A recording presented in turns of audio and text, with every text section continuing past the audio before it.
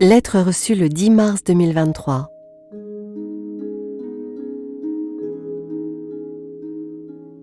Bonjour Françoise. Faire son âge, faire moins que son âge, faire plus que son âge, cela ne veut rien dire. On ne fait pas un âge, on le vit, on le traverse, on le laisse éventuellement définir une partie de notre identité, mais on ne le fait pas parce qu'en aucune façon on agit pour le fabriquer. C'est pour cela que je préfère défaire mon âge et celui de ceux qui m'entourent, c'est-à-dire le déconstruire pour qu'il ne prenne plus ni dans ma vie ni dans la leur l'importance qu'on lui donne généralement quand on se met à compter les années qui s'accumulent en décomptant alors plus ou moins consciemment les années qui restent à vivre.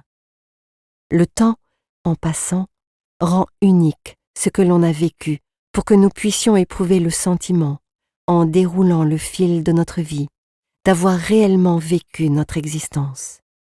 C'est comme cela que l'âge s'y prend pour nous faire, ou plus exactement, faire de nous ce que nous devenons.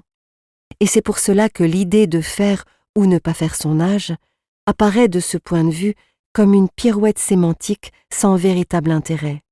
Un peu comme un retournement de sens complètement saugrenu qui nous ferait faire un âge qui passe son temps à nous faire. J'ai toujours pensé que le plus beau cadeau que l'on puisse faire à quelqu'un qui écrit, c'est sans doute de prendre le temps de le lire.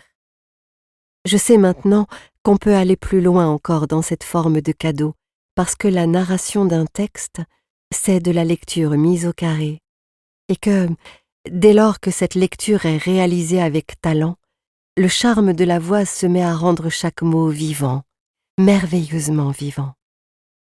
Voilà. Merci encore une fois. Belle journée à vous. Bruno.